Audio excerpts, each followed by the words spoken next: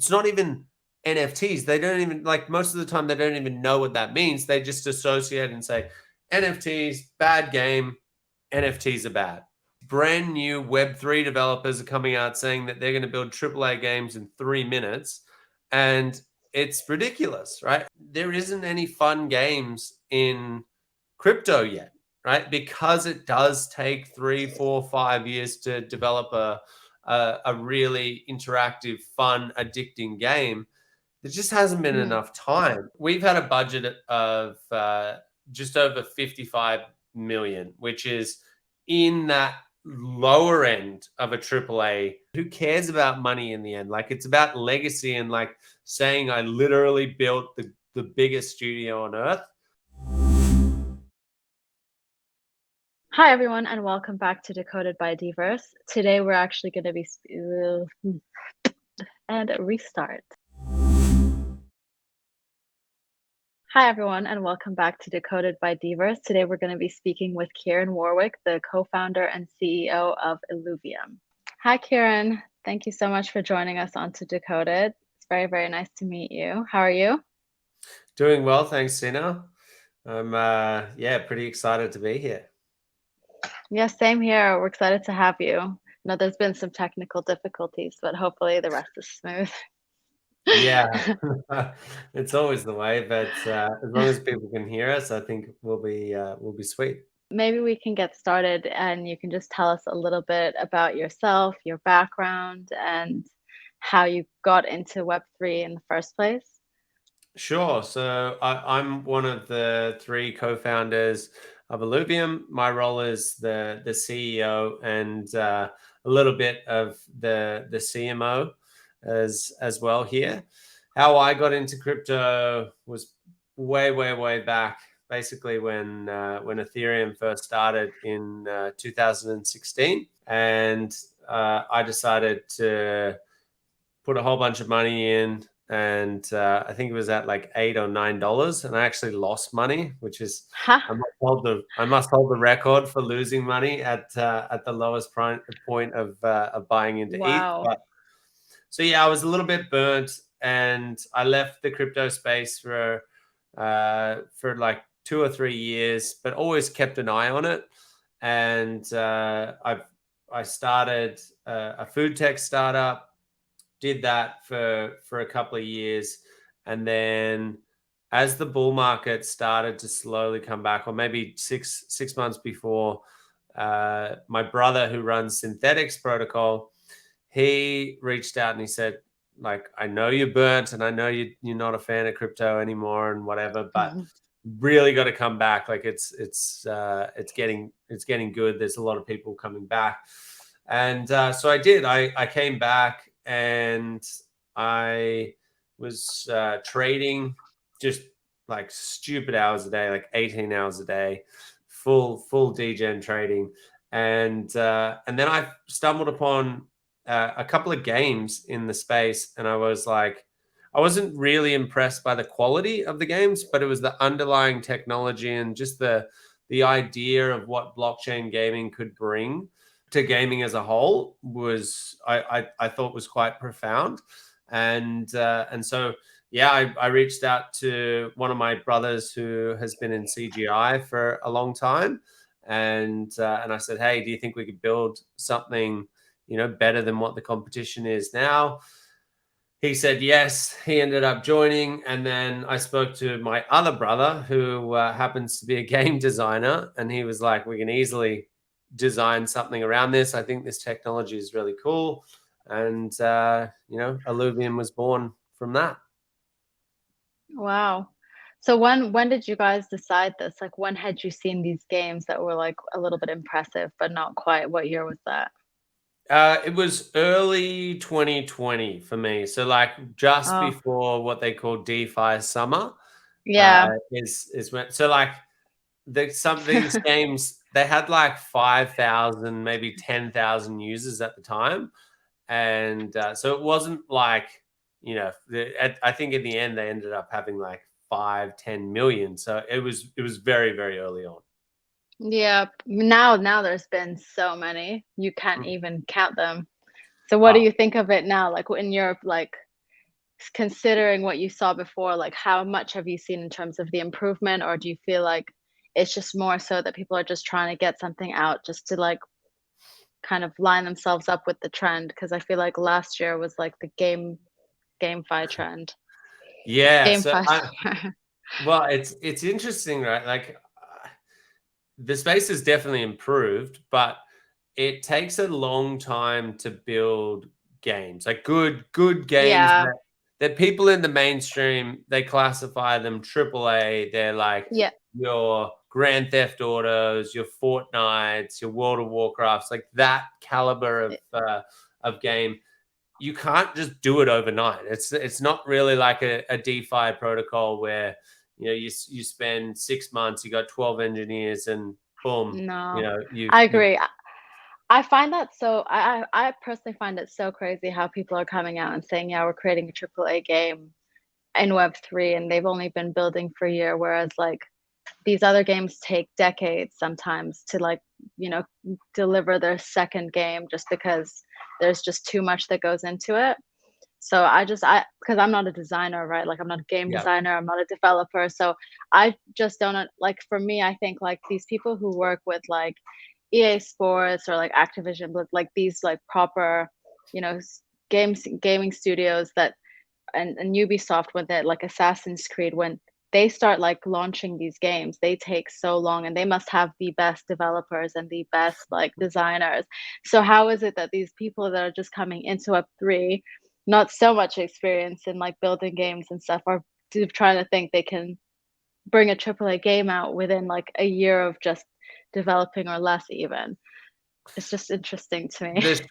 The short answer, and I've been saying this for 3 years now, is you just can't, right? Like you literally can't. I say we've had a budget of just over 55 million, which is in that lower end of a AAA title, right? Yeah. Like and we have had around about 250 at our peak working on this single title. It's been 3 years now. The concept started even a little bit before that. So like we're just scraping in as something. We would probably still get looked at by a Ubisoft or a Microsoft, a Sony, Activision, whoever you choose in that really like high scale, been doing AAA games for decades. They would look at us and be like, let's see, what you can produce first. So we're a little bit cautious of using that, but certainly, we've been building a lot longer than everyone else in this space. We've raised a lot more money than most people in this space, and we were lucky enough to really get in early to where there was probably, I would say, like 5 or 10% of developers around the world that were in gaming that saw this blockchain gaming trend. 95% of them said, no, NFTs are bad. We hate this. They were signing petitions. We'll never go and, all of that kind of stuff. But there was 5% who were very curious and thought, you know what, we're going to go work for the one that we think is in the best position to actually deliver this. And that's where we really capitalized. And we got a lot of these people from AAA studios. So while we are still new and we haven't proven ourselves with a title, we've got the experience of people that, thousands of years of experience across the team from building AAA games. I mean, it's also good to wait and let people say it for themselves once they've seen it. I feel like it's tough though, right? Like, because in this space, it's not like, because we all have a token, right? And we're not private. Like a mainstream studio, theoretically, they don't go public until they usually have a game and they've got runs on the board, right? And so they're not, to increase their share price. It's just do more of what you've already done well. Whereas it's kind of flipped on its head. So I get where founders are coming from when they come out and say, hey, we've been here for 3 days and we've got a team of 10 people and we're going to build the next Need for Speed. And it's like, well, no, you're not, because that's impossible. But they have, like, they've got a token, right? And that token is what they need to continue to improve on, so their investors feel like they're getting value. That has network effects. More people come into the ecosystem. They then have more money and they can use it. But it's a catch-22, because as you're saying, it's like to a just a layman mainstream gamer who hasn't been exposed to Web3, your first thing is, well, that's just bullshit, right? Like, it's impossible. There's no way that any of that could happen. Yeah, I mean, like with the traditional gamers, it's really they're just so opposed to this like whole NFT, crypto, like metaverse gaming, blockchain gaming. They're just so against it. Like, do you think that with what you guys are doing, do you think you have a better chance of maybe like converting some of them? Yeah, because I think they're not against. So there's two fundamental reasons why mainstream gamers are against NFT, crypto, blockchain, whatever buzzword you want to put behind it. The first one is, anytime a trend comes about, usually a technological advancement, you will find that VC and VC money, more importantly, will start traveling towards it, right? And they've got budgets that they need to hit. They have to spend certain amounts. And we saw that back in 2021, where you just slap a Web3, where the next Web3 game were going to be, whether it be, you know, a racing game or a strategy game or a tower defense, or just whatever. As soon as a VC saw that you were building a crypto game, it was like, take my $10 million. And where that frustrated mainstream gamers is developers that they have known. They might not be AAA like your Activision, Blizzard type level, but those indie developers that have created a massive network and a lot of followers in their community who love their games, they were then coming out saying, we can't get funding anymore because these brand new Web3 developers are coming out saying that they're going to build AAA games in 3 minutes, and it's ridiculous, right? And so it created this huge hatred, because it's like, you don't know how to build a game and you're taking all the money that's required to build the game. These guys over here know how to build games and they can't get funding. And so that was one contributor. And the second was, there isn't any fun games in crypto yet, right? Because it does take 3, 4, 5 years to develop a really interactive, fun, addicting game. There just hasn't been enough time. And so people are correlating NFTs to terrible gameplay experiences. So anytime that comes up, it's not even NFTs. They don't even, like, most of the time, they don't even know what that means. They just associate and say, NFTs, bad game, NFTs are bad. It's also, I think, part of where people say you can get these NFTs to get access to the games, and like there's also that narrative which also frustrates a lot of people, because they also think that when you have an NFT, you somehow get you're excelling at the game just because you have money for NFTs. That's also, like, I think, a really big stigma. That was another thing that I was just like, games are going out selling $150 million, $200 million worth of NFTs. And I'm sitting there thinking, how can you balance your game like that? Like, if the more money you have, the better your start is when the game begins. And imagine if in World of Warcraft, you could just buy your character and it had every single piece of good armor and good weaponry, and you just started off and you could just slay anyone. The game would be shit. People would be like, what the hell? Like, why would I play this?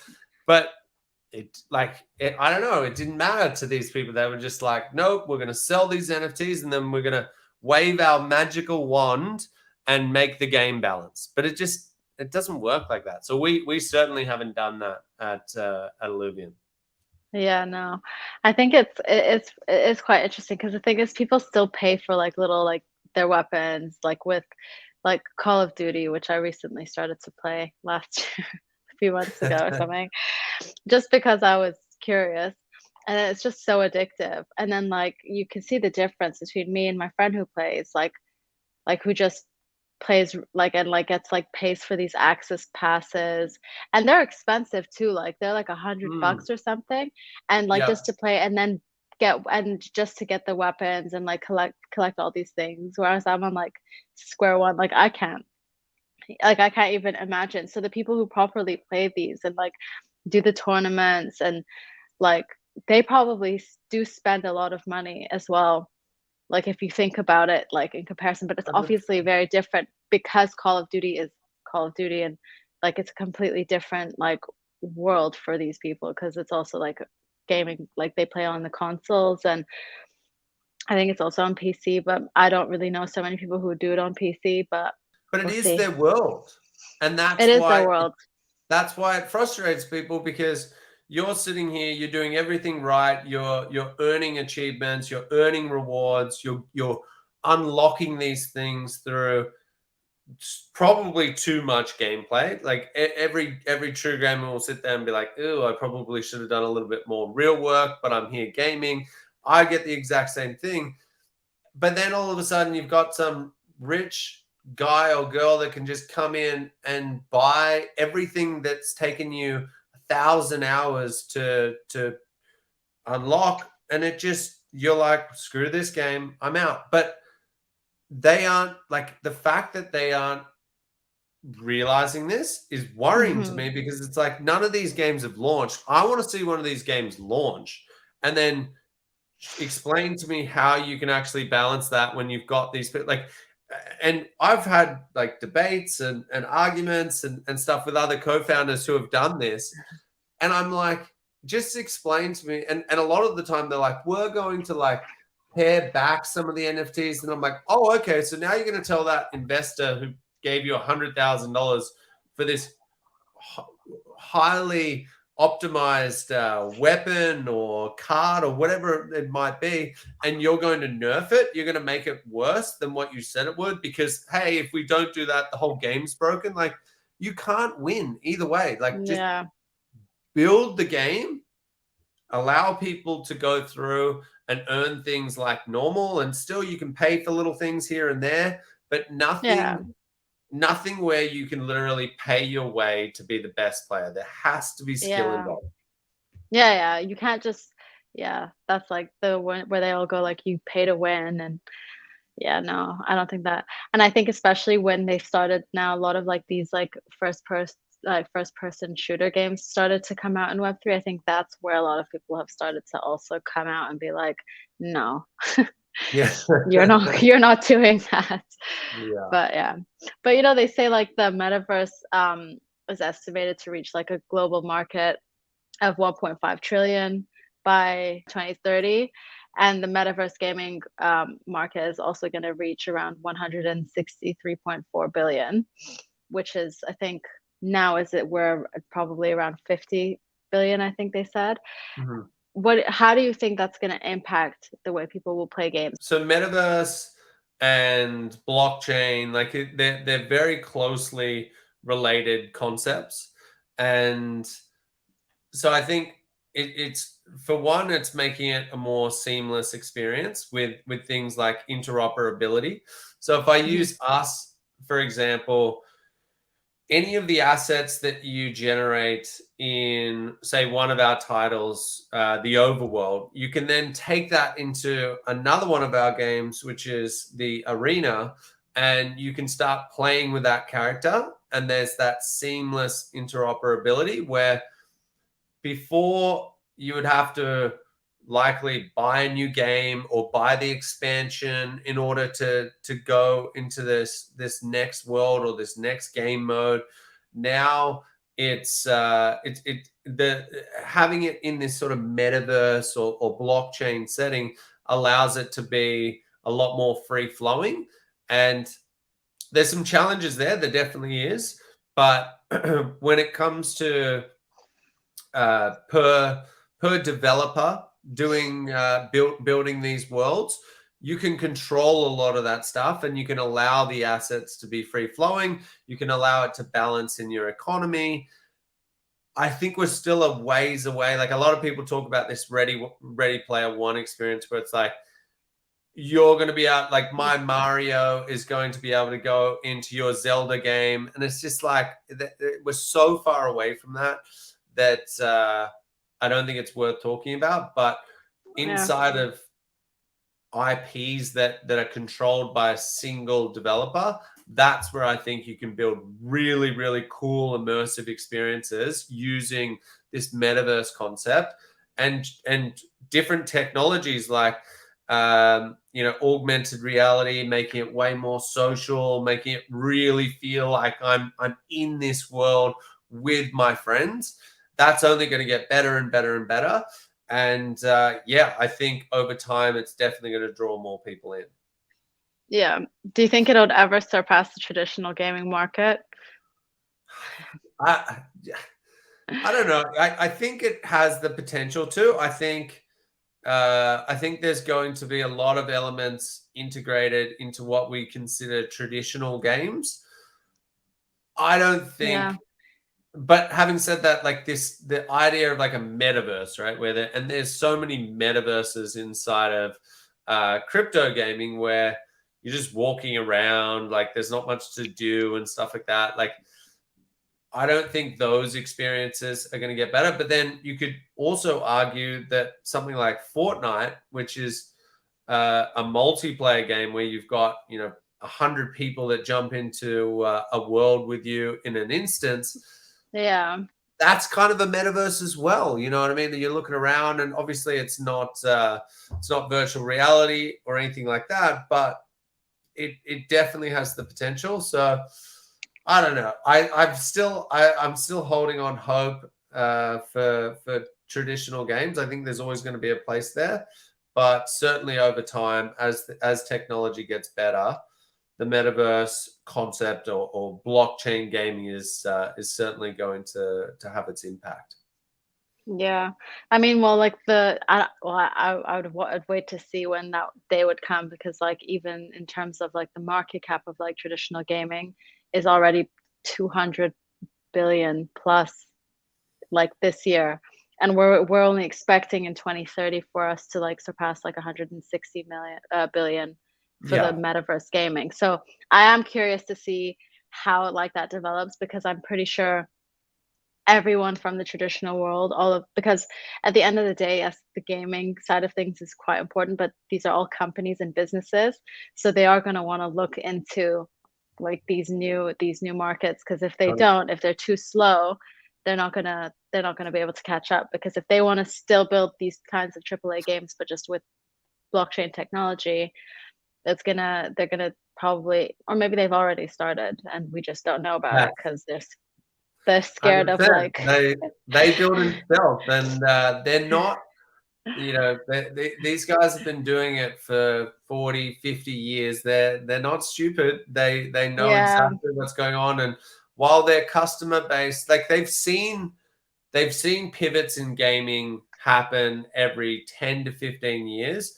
And I almost guarantee that the top 10 studios are either building in stealth a couple of different titles that is utilizing blockchain technology. You've seen it in the acquisition of the types of engineers that they're bringing on and stuff like that. So it's just right now they can't expose themselves. Their community has got so much hatred for this technology, but I almost guarantee that the minute that it starts changing and some of these like original Web3 games that weren't traditional ones come out and start building like really fun, immersive games that start taking market share away, it'll be like Microsoft will come out and be like, oh, whoopsies, we actually have a game that is we've been developing for about 10-15 years, but here you go. It's like, it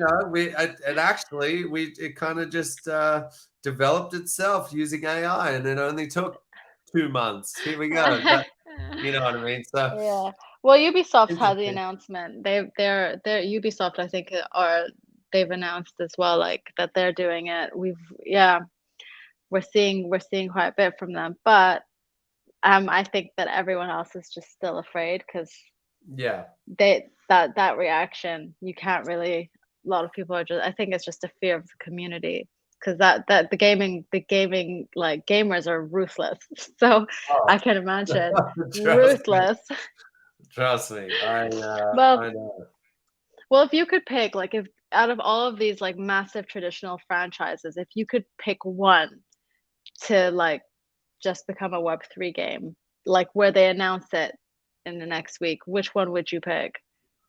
Which one do I think is most likely, or which one would I want? Which one would you want? And you know what? Which one would you think is the most likely? Let's go for both.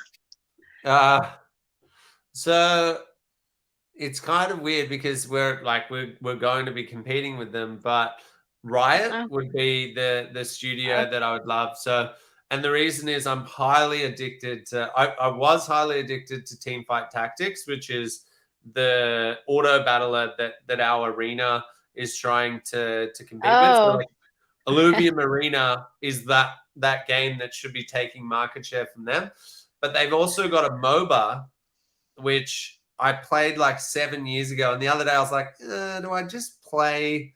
I'll just play one game. Like, what's one game? And I literally the other day I looked back and I've had 18 hours of gameplay in. wow. It must be like a month, which for me it's like not much to a someone who's not running a large project like this. But for me, I'm like sneak in between dinners and my partner's like, what are you doing? I'm like, nothing, I'm testing like our game. And she's like, no, you're not. So them definitely I would love to see that. But yeah, I think Ubisoft will most likely be the first. Just be I don't know what they're building, but they I mean a few of them have come out and said that they're building different titles that will be released, in the next few years. But I would say my bet is on Ubisoft being the first. But we'll see. We will see. Yeah, I guess we'll find out soon enough. I mean, I think nothing will. They've already come out and announced things, so we'll see pretty soon, I Mm. think. Do you believe that there's a difference between like blockchain gaming and metaverse gaming? If so, like how would you compare it, or how would you differentiate them? Not really. I think they both they're very relatable concepts. Like in a metaverse game, you're talking about having that sort of seamless experience, being able to jump in between worlds and different games. The ownership side of it is certainly prevalent in what you would call the metaverse, and it's more about bringing real life into a virtual life, but not being able to tell any difference there, like feeling like that experience is the exact same in this virtual world that you've just transported into. So no, I think they go hand in hand. I feel like I do agree, but I feel like when it comes to like, I feel like blockchain games would be the like, they'd be the like lesser, not necessarily developed, but it was just like less in terms of like the AR and all of these like these additions. I feel like would make more sense when it comes to the metaverse gaming Yeah. aspects, plus the jumping between world to world. But I feel like when it comes to blockchain gaming, I feel like that's something that would be more likely where we'd see users, traditional games actually just implement little bits of like the blockchain, where they Yeah. have like where you can own your assets or do whatever it may, like Mhm. even like with FIFA or something like that, where you can actually own your players. And I feel like that's more likely what I would say would be the difference, where it's just like the stepping stone into becoming into the metaverse gaming world. It's such a like the definition of metaverse is so open-ended. Like you Yeah. ask 10 people, you're gonna get 10 different answers. So it really, I think, depends on what that definition is. But yeah, How would you define it? the metaverse. Like, how would you? Because for me, I would always say, like, if I had to explain it to someone, I always say it's like you know, like imagine playing like The Sims, but now like just imagine like living in The Sims, like entering, like that's how I'd explain like a metaverse if I had to try. It's the easiest way I could explain it. How would you explain the metaverse? I know it is very open-ended. No, but similar to what I said, right? Like where you're taking a real world experience and you're transporting it to be online. So it's hyper social where you're inside a game, and instead of it just being chat, maybe you can potentially, with the use of AR and VR, you can actually look around, you can see these people, you can talk to them when you're playing. Let's take FIFA, for example. If you were to be in a FIFA metaverse, you would actually be playing soccer with them in your living room, and you're not actually playing soccer, but on the field inside this virtual world, it feels like you can see your friend, you can yell at him, you can say, "Why didn't you kick that goal? You're an idiot." You know, that sort of immersion is what I think the metaverse is truly trying to be. And that's why I'm kind of like, when I hear metaverse now, I'm kind of like, it makes me sort of cringe a bit, because I'm like, it's so far away from where people think it's going to be. Like even Ready Player Zuckerberg's One. idea. Yeah, like obviously Ready Player One, like that's to the point That's a of like, metaverse. that's a true like fully immersive metaverse. But you know, even in things like social experiences, like what Meta is trying to do, what Zuckerberg believes to be, it's so far away, and it's not even their fault. It's more so the limitation in technology that I think we'll get there, but we're probably 10 years away. So I'm much more in the realm of like interoperability between IPs, actual ownership of assets, and that's where I'm sort of drawing the line, because as soon as you get a little bit crazy, like real gamers like, that's not possible, and it's like, well, you're kind of right, so you know what I mean. Yeah. What would you say is your goal for Illuvium over the next, let's say, 5 years, or by 2030? Let's say by 2030. Like, what's in your roadmap? Where do you see yourselves going? Are you going to be the Riot of Web3? We're going to be the riots of traditional gaming. That's where I want us to go, right? Okay. We definitely, we want to be a top 5 studio in the world. I think give us another 7 years. That's 10 full years of development at 2030, right? Like there's not many excuses that you can make at that point. And one of the things that is a bit of an advantage that I think most crypto games or crypto studios have over traditional ones is the actual organization setup is usually very flat, and it's usually remote. And so I feel like people are a lot happier. We've certainly gotten feedback from a lot of people in our team that have been 10, 20 years working at AAA studios that are like, this is so much better. Like I'm willing to get up and work and do way more than what I was when I was working my, 9 to 5 at Blizzard or Microsoft or whatever, because I'm more motivated. The incentives are much better. They all have tokens, so they're really incentivized to make the game good, and that fosters a really good work environment where I feel like we're probably working 1.5 to 2 times faster than a traditional studio. So theoretically, with that being said, giving us 10 years is actually giving us 20 years, which, as long as we can keep this going, which I don't know, maybe over time it's our guys start slowing down. But yeah, I think we've got a really, really good opportunity to become a top 10 studio in the world. We're already building 3 games with 3 vastly different genres, getting them to a stage where we're like, we can take something like 150 million players from like market share off traditional games. So we've set ourselves up to succeed, but now we've just got to really just come out and do it. I'm excited to see these games now. Looking Yeah, you forward got to to see play how them. they look. You got to Well, play no, them. I've seen your auto battler, but I haven't seen the others. But yeah, I the thing is, my issue is if I start getting into a game, whether it's like mobile games, like even like PlayStation at this point, don't know Yeah. why. It's like I have a very addictive personality lately, where I'm just like I need to just keep playing until like I finish, or until I win, or until I'm Yeah. happy with where I'm at. So it's very difficult, and there's so yeah. I've tried a lot of these like metaverses.